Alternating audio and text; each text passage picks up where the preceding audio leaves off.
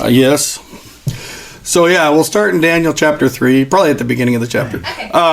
We've been looking at the different characters in the Bible, different individuals. A lot of time with Abraham, just because a lot of stuff happened in Abraham's life. Lot, Hagar, Ishmael, different ones. We got up to Isaac and the Abraham making that sacrifice of Isaac, knowing that God would raise him from the dead, and we spent a couple of weeks on that. And I want to keep looking at different characters of the Bible and how their interactions with God affect us, but I've kind of been going in order in Genesis, but now I'm going to jump around a little bit just because there's different ones that are speaking to me. And before I get to this section in Daniel, I was going to read a quote and think about, as I read this to you, it's from the Bible.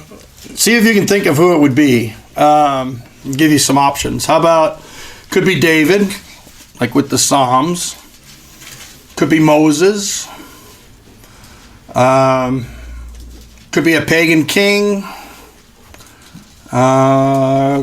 Could be John the Baptist. So think of those. So here's the quote. It is my pleasure to tell you about the miraculous signs and wonders that the Most High God has performed for me.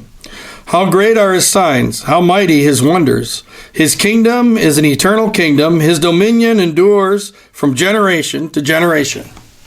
Does that sound like anybody you can think of from the Bible? Any guesses?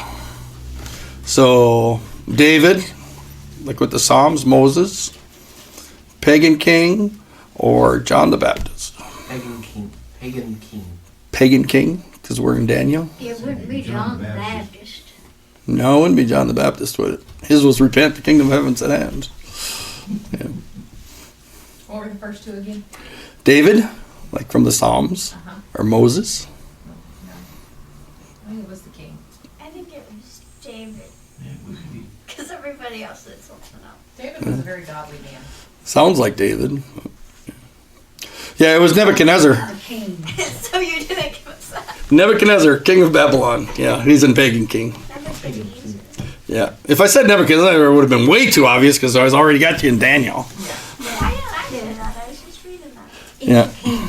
Yeah, and it's actually in chapter 4 where he says this, but he talks about, he says, I want to tell you about the miraculous signs, wonders, the Most High God, how he performed them for me, how great his signs, how mighty his wonders, his kingdom and his eternal kingdom, his dominion endures from generation to generation. And you hear something like that at first and you wouldn't think a pagan king, okay, this is the guy that builds a statue, big gold statue, says everybody bow down. This is the guy that when his leaders are wanting to get rid of Daniel, they pass a law saying you can only pray to the king and nobody else. This is a guy that thought pretty highly of himself. It's pretty long though, but I've got it in here. It's under Daniel 3:1, but it's a, I always got these little notes. Mm-hmm. It says, under the pretense of religion and holiness, in making an image to his idol Bel, he sought his own ambition and vain glory. And this declares that he was not touched with the true fear of God before, but that he confessed him on a sudden motion as the wicked when they are overcome with the greatness of his works. The Greek interpreters write that this was done 18 years after the dream, and as may appear,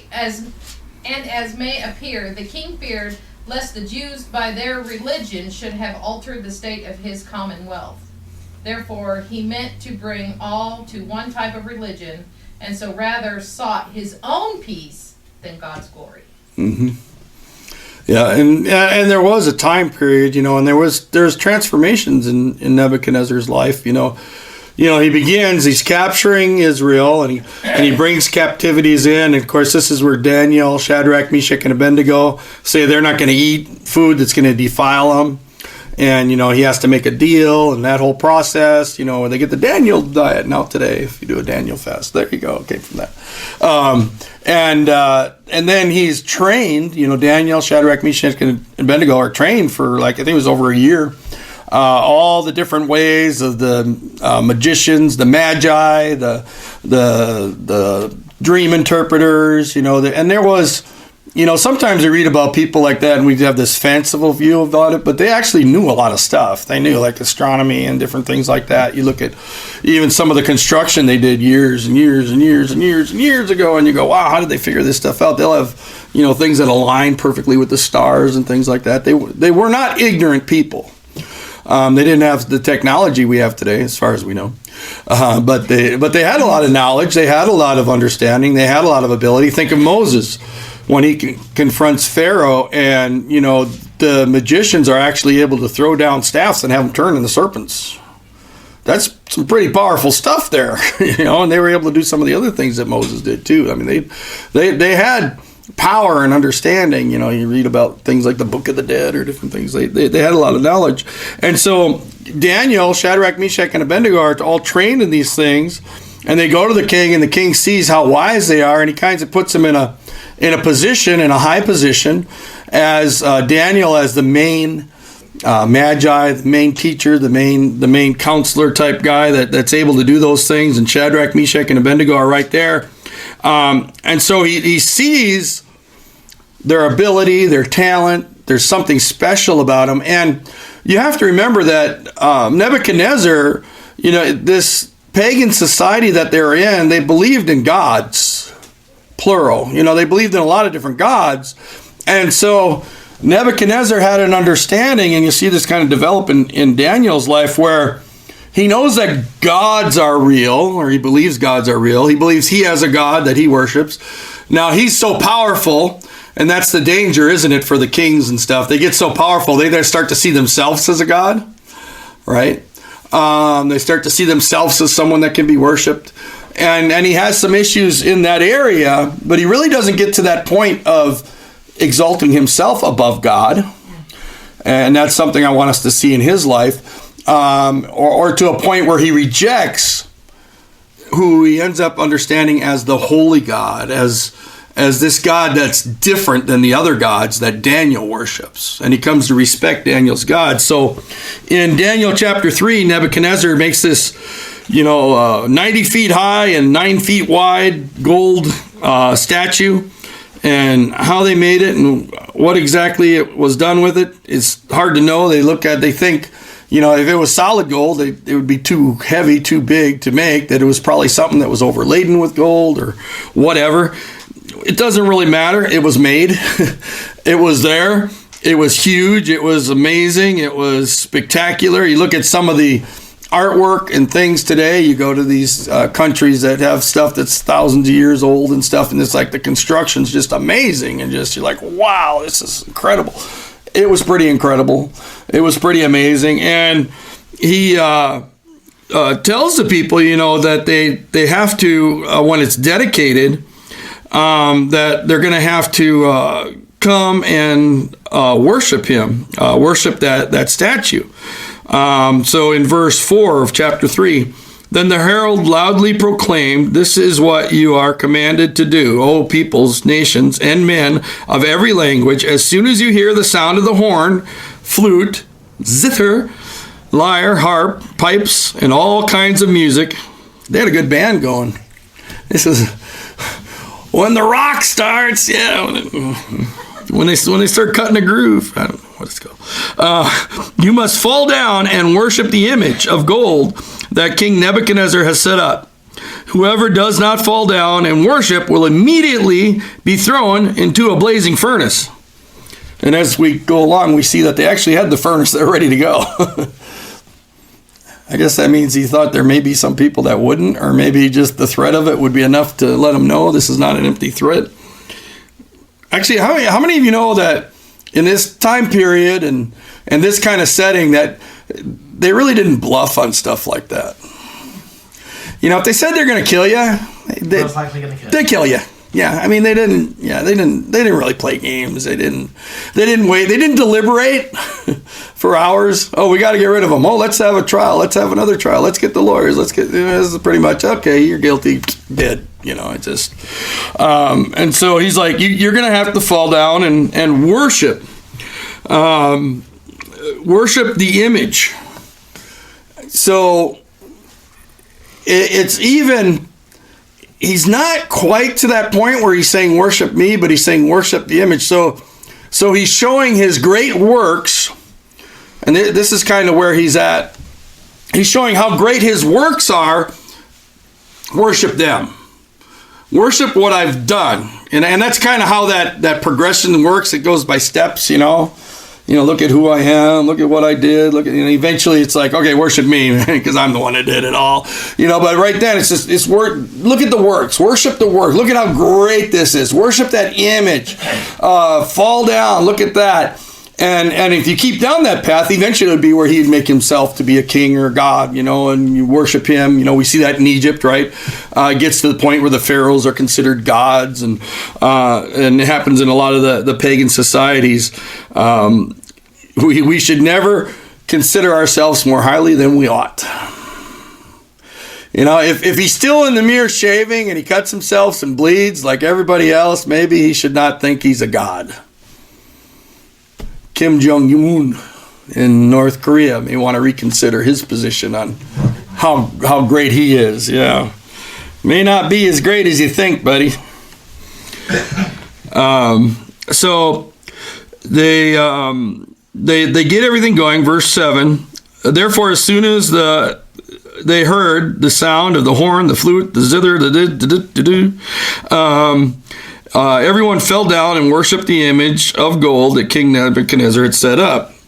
But at this time, some of the astrologers came forward and denounced the Jews. They said, King Nebuchadnezzar, O king, live forever. You have issued a decree, O king, that everyone, they got to bow down at the golden image. But verse 12, but there are some Jews who you set over the affairs of the province of Babylon, Shadrach, Meshach, and Abednego, who pay no attention to you, O king. They neither serve your gods nor worship the image of gold you have set up. So, were these people lying about Shadrach, Meshach, and Abednego? Nope. They didn't worship his gods, and they didn't bow down to the image. Why are they mentioning it? Are they worried about the king? They don't want the king to be disrespected. You know, they never talked about the king behind his back, right? They never said how much smarter they were than the king, and he wouldn't have accomplished this if it wasn't for us, and I was the one that, they'd never do anything like that. They're only out for the king. They're out for themselves. And notice how they point out, hey, these are the guys that you appointed to be these leaders here, and they're above us, and, they're all hung up on this God of theirs, and so, hey, we found a way to get them in trouble. King, live forever. We honor you, King. That's the only reason we're here. No, they're only there to get somebody else in trouble. Isn't it amazing how there are individuals in political circles and things like that will say they're wanting to respect the law or constitutions or what's right and things like that, and yet serving themselves and doing their own thing. Goes all the way back to the beginning. Nothing new under the sun. Same thing. They didn't care about the king. They didn't care about the worshiping of the image. They didn't care about any of that stuff. All they cared about is these guys are being more respected than we are. And why were they being more respected? Why were they having this position of authority and advancement? Because they were better at it. They're better than me, so instead of me getting better so I can keep up with them or pass them by getting better than them, I'll just tear them down. I'll just destroy them. Someone's doing a better job than you. Maybe your answer shouldn't be destroying them. Maybe you should figure out how to work with them and do a better job. I wonder if that applies to any political things. I don't know.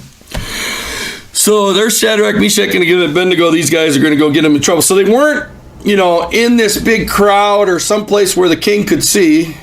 They weren't pulling a Colin Kaepernick, right? Everybody's got their hand and they're going to take a knee or whatever and stand out in the crowd. They weren't doing something to stand out in the crowd or make a statement or anything like that. They were somewhere else where these guys are like, ha-ha, now we got a way to get even with them. And so they report it to the king.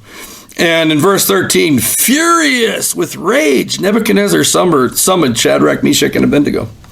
And so wherever they are now, he's like, okay, bring them over here.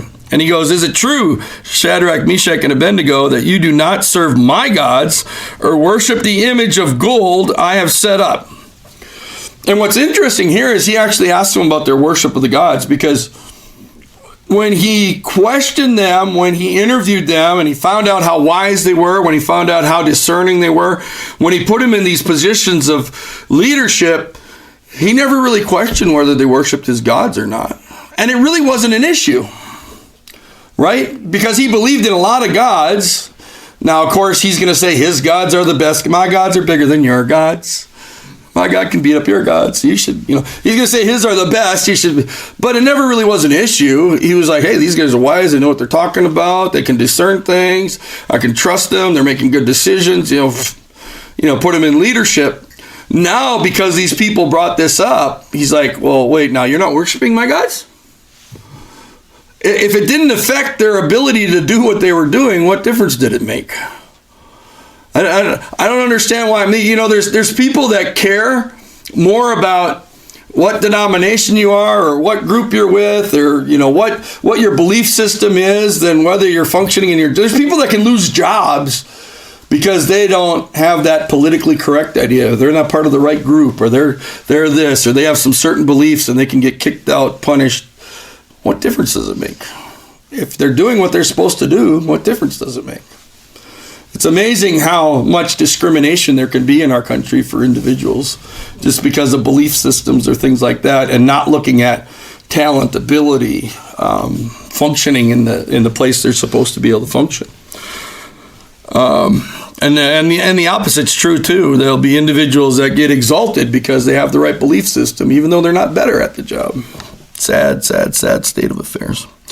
So he's asking him, is it true you're not worshiping my gods, and you're not bowing down to the image I set up? Verse 15. Now, when you hear the sound of all these wonderful musical instruments, when the band starts to play, but you do not worship it, you will be thrown immediately into the blazing furnace. Then what God will be able to rescue you from my hand? And this is where Nebuchadnezzar gets a wake-up call. He believes in gods, and he's okay with the fact that they have gods or a god that they worship, whatever. It doesn't matter, That's where I don't understand, like, atheists and individuals like that don't take that kind of position. It's like they don't believe God. What difference does it make if somebody else does? Why they got to be anti-God? And I've met atheists before that was just like, well, I don't believe in God, but I'm not like anti-God. I mean, if that's what you believe, that's what you believe. Why wouldn't you? It's just like, why would you be against something that you don't believe in? And that's kind of his position. He's like, whatever, you got a God, but, you worship mine too. I got a good God. What's wrong with my God? Why don't you like him? And he's like, so what God's going to save you? And again, his works, his power, his ability to command them to be thrown into the furnace is more powerful than their God. That's what he's saying. I'm going to throw you into a furnace. If you don't do this, you don't have a God powerful enough to stop that. I'm the king. I got the furnace. Well, we'll see. I know we all know the story. So. Verse 19, verse 16. Shadrach, Meshach, and Abednego replied to the king, O Nebuchadnezzar, we do not need to defend ourselves before you in this matter. If we are thrown into the blazing furnace, the God we serve is able to save us from it, and he will rescue us from your hand, O king. But even if he does not, we want you to know, O king, that we will not serve your gods or worship the image of gold you have set up. And I love this answer because, first of all, they say, we don't have to defend ourselves. We don't have to tell you why we don't worship your God. We don't have to tell you why we're not bowing down. We have a God we serve. We're going to keep serving him. Not going to serve yours. And in service to him, we're not going to bow down to some golden image. Throw us into the furnace. He'll either save us or he won't. He can. But it's not up to you whether we die in a furnace or not. It's up to our God, because we're serving him. Now, if we stop serving him, bowed down to your image, then we would be at your mercy. But we're not. We're serving a God that's above your gods, a God that's above you, a God that has an ability to rescue us. And even if he doesn't, doesn't make a difference to us. We're going to serve him. Be with him for eternity. Praise God. He'll rescue us, or he won't. Whatever. I just love that. That they just know. And of course, they end with the idea that we're not going to serve your gods. We're not going to worship your image. Threaten all you want. Do whatever you have to do. Ain't going to happen. I mean, it's like, really not much more to be said. It's all been said. So then verse 19, then Nebuchadnezzar was furious with Shadrach, Meshach, and Abednego. His attitude toward them changed.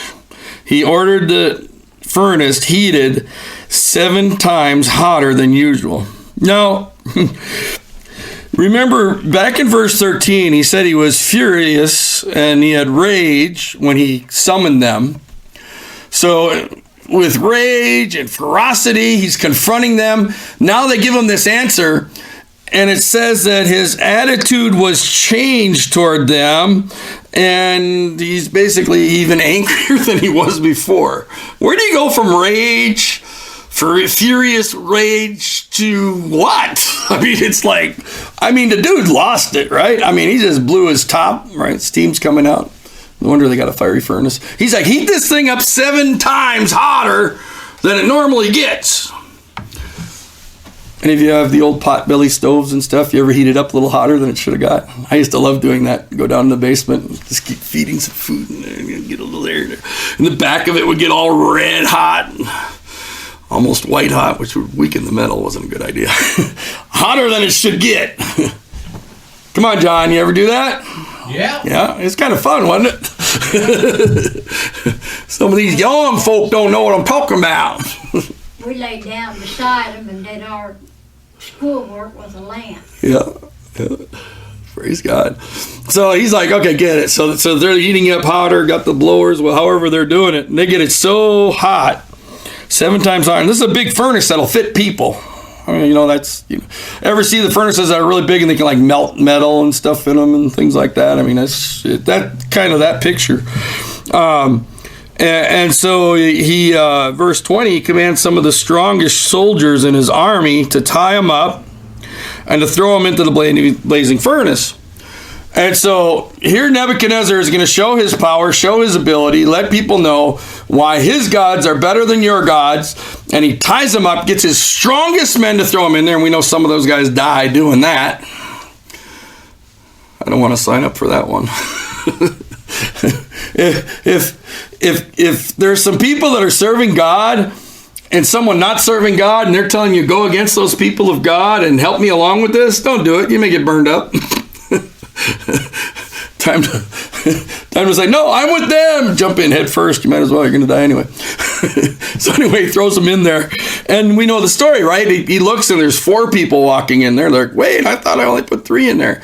And they're walking around free. Their bonds are gone. They're walking with Jesus in the fire. And he calls them out and they come out and they don't even smell a smoke or anything. And it's like... From a king thinking he has all this authority and power, telling people to worship his works, now all of a sudden someone's going to do a work in front of him and get his attention. So in verse 24 it says, then King Nebuchadnezzar leapt to his feet in amazement and asked his advisors, weren't there 3 men that we tied up and threw into the fire?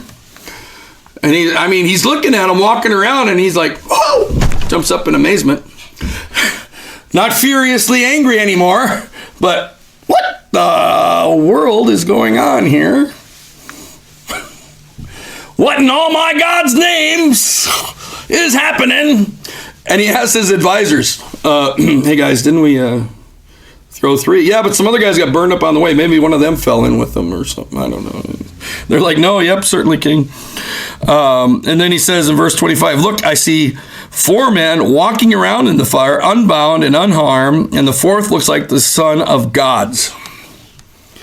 Okay, Nebuchadnezzar believes in gods. His gods are better than other gods. These guys won't worship his God. They won't bow down to his image, his works. Now he binds them, throws them up into the fire. He has the ability to bind them. He has the ability to put them to death in the fire. They're walking free in the fire. They're not bound anymore. And the 4th person that's with them looks like a son of God. Son of gods. Someone that was from the gods. A direct connection to the gods. You know, not God himself, because they don't come down and interact with us and that, but really close. An angel of God, a child of God, really almost God, something. Anyway, he's there. And so Nebuchadnezzar is just, he's shocked. He's amazed. He's standing. He's, whoa. And so he goes, he approaches the opening, not too close, right? He doesn't want to die. And he says, and this is verse 26, Shadrach, Meshach, and Abednego, servants of the Most High God, come out and come here. You notice a change in his attitude there on how he addresses them? Servants of the Most High God. Where did he get that from?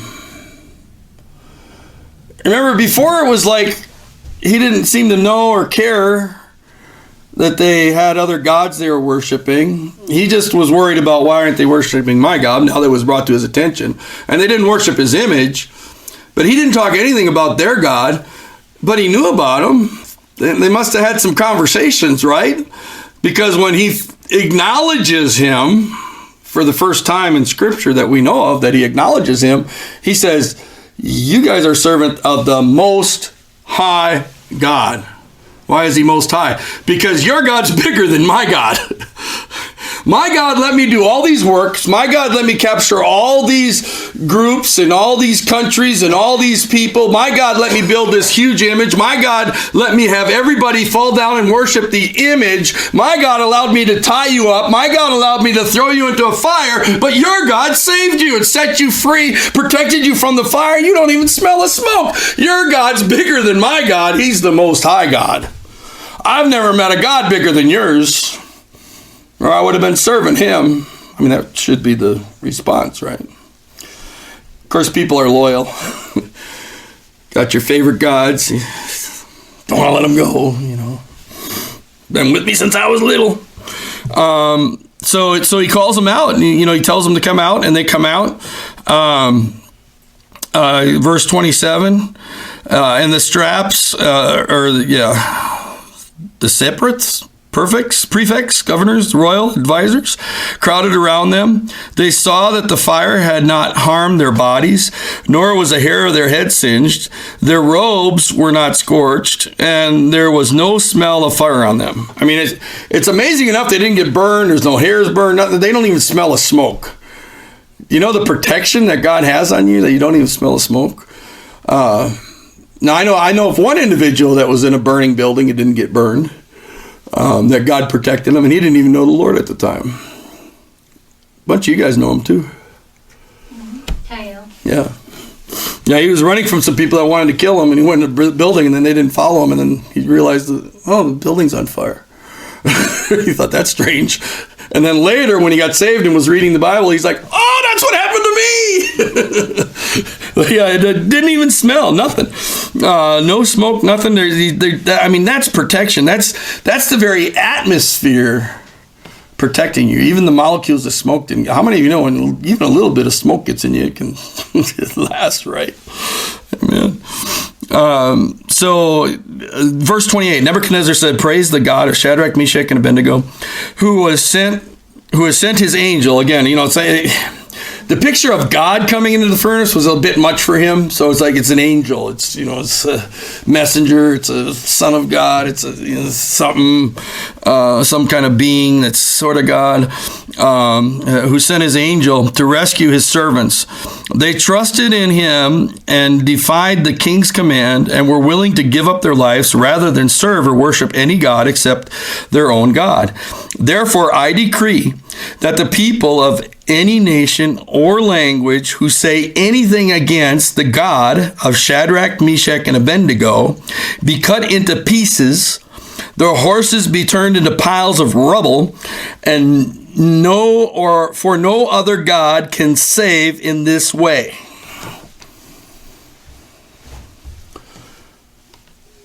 How's Nebuchadnezzar doing with his relationship with God here? He's kind of little respect, no? He's like, you guys talk about the God of Shadrach, Meshach, and Abednego. You're going to be cut to pieces. Your horse is going to be cut to pieces. Too bad. Your God's not going to save you because your God's not bigger than my God, and my God's not bigger than their God, and their God's bigger than my God, so you might as well not talk against that God. I'm not gonna. And what's interesting is how God blesses Nebuchadnezzar in his life and uses him, even though he's a pagan king, but he has some respect for God. And I'm going to look at his son in a minute and see a little different attitude. But the position, and remember too, when the leaders want to come against Daniel later, and they try to figure out some way to get him out of power because they don't like him again because he's doing such a good job. Makes no sense to me at all. Someone's doing a great job leading, so you don't want him to lead. You want to take his place because you think you can do a better job? No, because he's making me look bad. So you're not really worried about the country. You're not really worried about how things are going. You just think you should be in power. Yeah, that's evil. That's demonic. That's of the devil. To try to remove somebody in a position that's above you, that's doing a good job and doing what should be done, just because you want that position. That's just wrong. Now, if they're doing a horrible job and you can do better, then yeah, good, do it. Go run for student body president. Can't remember the name. But these people, when they go against Daniel later, then remember, they don't go against his God, but they go against his relationship with God. They're not going to cross Nebuchadnezzar on this one. They don't talk about his God, but they'll talk about how they function in their relationship. So it's like, okay, we'll make this decree. They pray to you, and then Daniel won't pray. He prays to his God.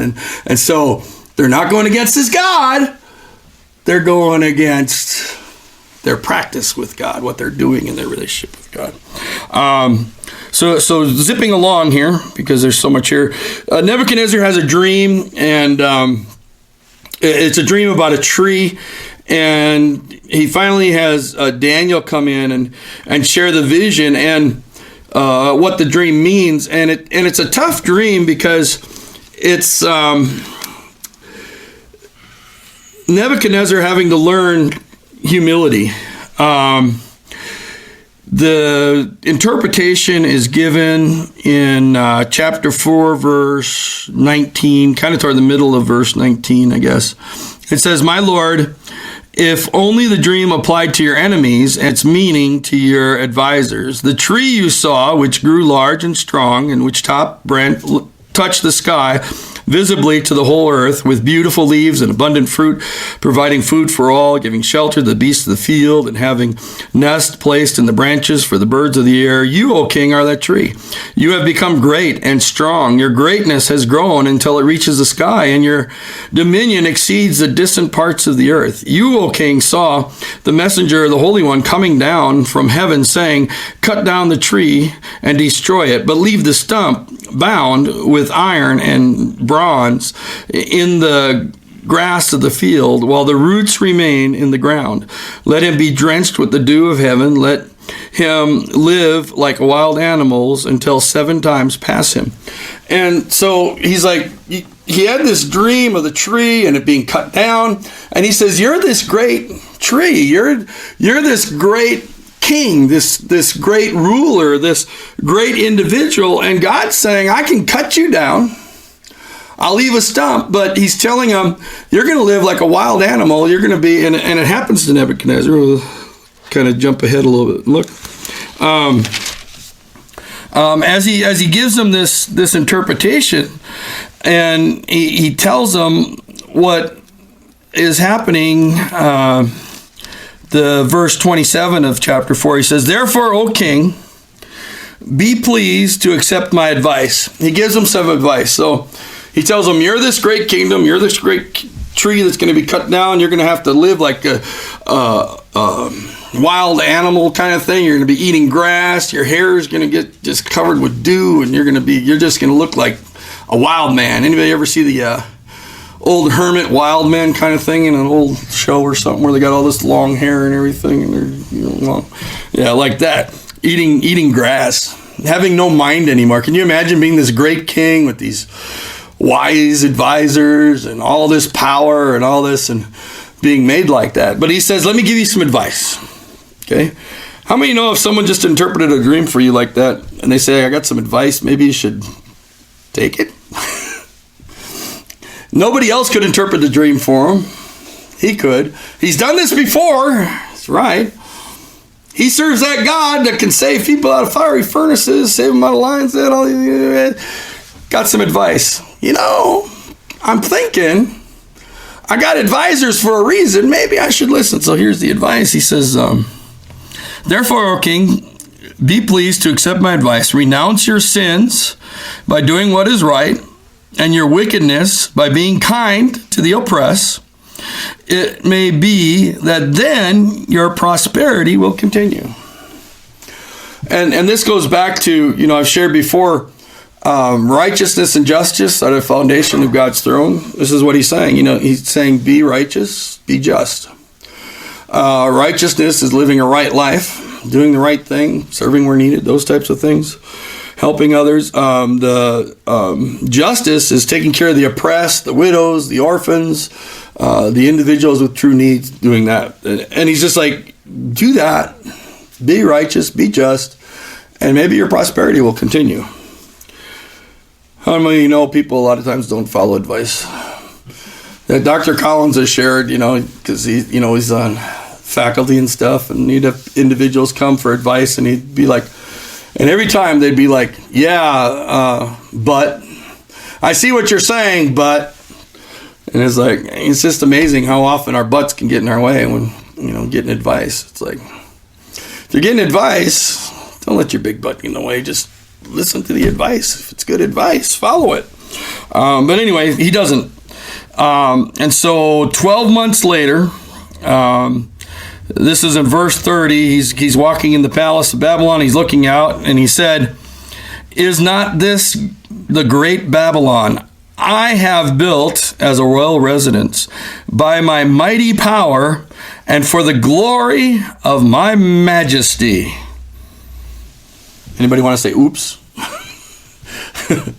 Look what I did. Look here what I've done. Yeah. Verse 31, the words were still on his lips when the voice came from heaven. "This is what is decreed for you, King Nebuchadnezzar. Your royal authority has been taken from you.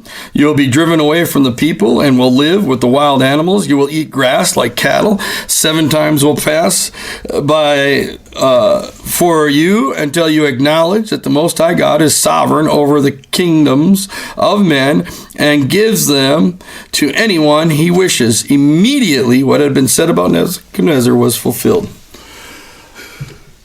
Boy, there's times it'd be nice to take back some words.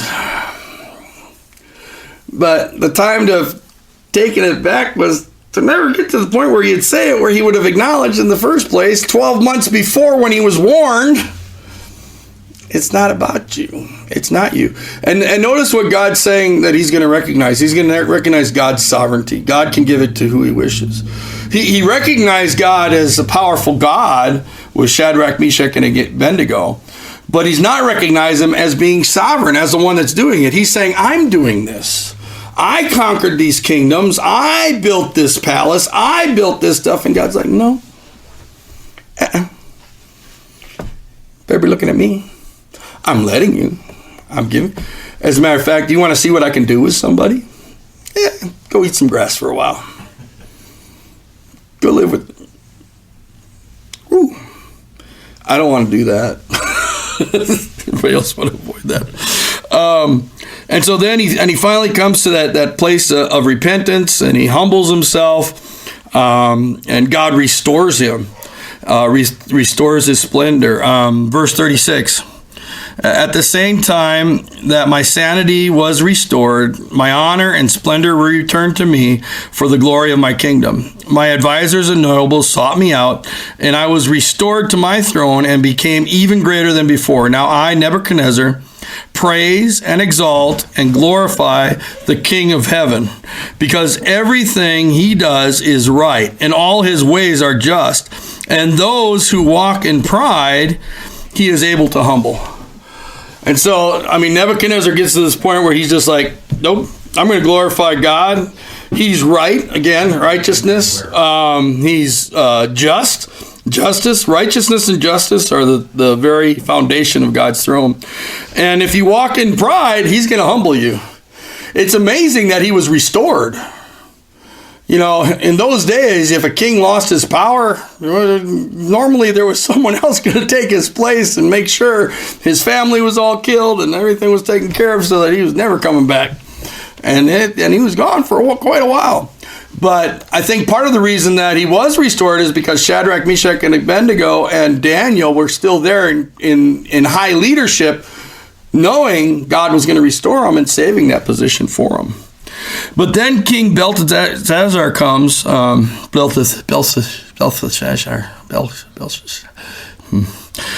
chapter 5. Great, and he has a great banquet. He has thousands of his nobles, and he drinks wine with them.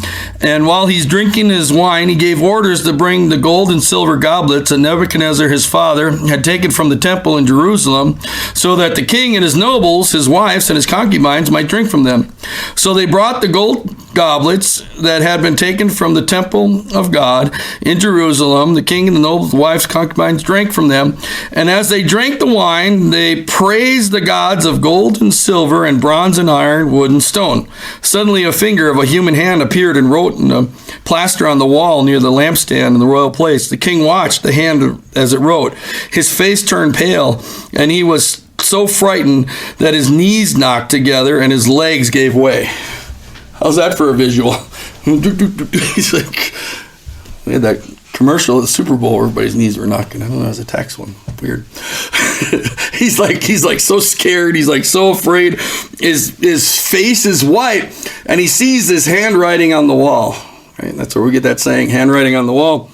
And he calls in, and Daniel finally comes and interprets it and tells him that he's found wanting. But this is Nebuchadnezzar's son. This is the next one that takes over. This is one that was around when Nebuchadnezzar was eating grass. This is one that was around, heard Nebuchadnezzar talking about this God. And here he's having a party, and what's the first thing he do? He takes the holy things, the things that were for the temple, that were for worshiping God, and he says, hey, let's just drink out of them. We'll make them common, and we'll praise the gods of gold and silver. Do you notice? He took a step that Nebuchadnezzar didn't. Nebuchadnezzar did some really goofy, bad stuff. Worship this image, throw him in the fire, didn't listen to advice, all these things. But he didn't disrespect God that way. He didn't make himself above God. You notice that he didn't do that? I mean, he exalted himself above everybody else. May have even gotten himself up into the God structure at some point, but he never exalted himself above the most holy God. First thing this guy does, bring out the stuff that's set aside for God. We'll drink out of it like it's common, and we'll praise the gods of gold and silver. And he's exalting himself and his gods above God. Something Nebuchadnezzar never did. And again, Nebuchadnezzar did some stuff you'd think, oh, God could have got him for all that stuff. Well, God's gracious and merciful. So what happens to this guy? Verse 17, then Daniel answered the king, you may keep your gifts for yourself. The king's like trying to give him rewards. Keep the gifts, give your reward to someone else. Nevertheless, I'll read the writing for the king and tell him what it means. So, he's like, hey, I'm going to give you this robe and this gold, and I'm going to make you a ruler. All you have to do is tell me what's written. And the dude's like, I don't want that. When you're serving God and you're doing God's work, you're really not worried about getting a bunch of rewards in this life, taking advantage of those things. And so he tells them what it says, and he goes over again. Let's see. Let's do it this way. Verse 18. O King, the Most High God gave your father Nebuchadnezzar sovereignty and greatness and glory and splendor. Because of the high position he gave him, all the peoples and nations and men in every language dreaded and feared him. Those the king wanted to put to death, he put to death. Those he wanted to spare, he spared. Those he wanted to promote, he promoted. And those he wanted to humble, he humbled. But when his heart became arrogant and hardened with pride, he was disposed of from his royal throne and stripped of his glory. He was driven away from people, given the mind of an animal. He lived with the wild donkeys and ate grass like cattle, and his body was drenched with the dew of heaven, until he acknowledged that the Most High God is sovereign over the kingdoms of men and sets over them anyone he wishes. And so he goes over this stuff that just happened that we looked at, and he's like, your dad, he could put to death who he wanted to, he could save who he wanted to, unless they were servants of the Most High God. He didn't have authority over them. He had all this power, all this authority, until God said, hey, I'm going to take it away from you. And then he started to realize, it all comes from God. It's from the Most High God. He's the one. He's sovereign. He's above all. He acknowledged that. He realized that. He was restored. Verse 22. But you, his son, have not humbled yourself, though you knew all this. Instead, you have set yourself up against the Lord of heaven. You had the goblets of the temple brought to you, and you and your nobles, your wives, and your concubines drank wine from them. You praised the God of silver and gold and bronze and iron, wood and stone, which cannot see or hear or understand. But you did not honor the God who holds in his hands your life and all your ways. Therefore, he sent the hand with the inscription. And the inscription is, you've been found wanting, you're going to die. You're done. It's over. And so here he goes over the whole thing. Listen, Nebuchadnezzar at least got this. He figured it out. And you had an opportunity to humble yourself, but what did you do? Something Nebuchadnezzar never actually did. You have exalted yourself against God. You've put yourself in a position where you're greater than God, or you want to compare yourself to God. You've downplayed God's holiness and the items that were in the temple that were set apart for him and not for you. You've taken of his, claimed it to be your own, worshiping gods of wood and stone and all these things that can't see or hear. Now you're going to find out how powerful your God is. You're going to die. And they're all killed that day, that night. Boom, over. And you go, man, why is God giving Nebuchadnezzar all these chances? And why is he get all this life? Again, he never went to that place. Even with the golden image, even with throwing Shadrach and Meshach and Abednego, even with talking about how powerful he was and all this stuff, he never exalted himself up and against God. You go against God and try to make yourself greater than God or as great as God, and you try to talk about how little God is and how your gods are bigger and all that kind of stuff, you're asking for trouble, man. This is not a position you want to get into. Who's the great deceiver? What did he say? I will exalt myself. I will sit on the throne of the congregation. Why is he an enemy? It's always that exalting against God. We need to be in that state of humility and love and respect and the sovereignty of God and be able to serve him. And so we see here two individuals in similar positions that could have had the same fate, but because Nebuchadnezzar never went to that point, and as he realized God and he acknowledged God, he at least accepted him as a God above the other gods. You'd say, well, did he get saved? Was he ever in that position? I don't know anything about that. All I know is he at least recognized who God was and gave respect. And there's something about that can help protect you and give you the ability to prosper. And there's something about going against that can take that away. And here is the same power, the same authority, the same position as his father, and overnight it's just gone. And people come in and he's dead. And they're all gone. And it's that quick, that easy, whereas they should have been able to protect it just as good, just as long as Nebuchadnezzar did. But God is sovereign. So anyway, hopefully you get something out of their lives. Anybody have anything you want to share?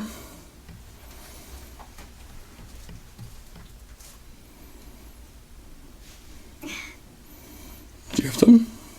Heavenly Father, we thank you for your love. We thank you for your mercy. And we thank you for blessings in our lives. And we ask, Father, that you just help us to, as we continue to look at individuals in the Bible, to just learn from them and to humble ourselves, to esteem you better than others, and to lift up others in our lives, to walk in justice and in righteousness, and to be who you want us to be. And I ask, Lord, as we go throughout this week, we'll find ways to serve others and to love others and to be who you called us to be. In Jesus' name, amen.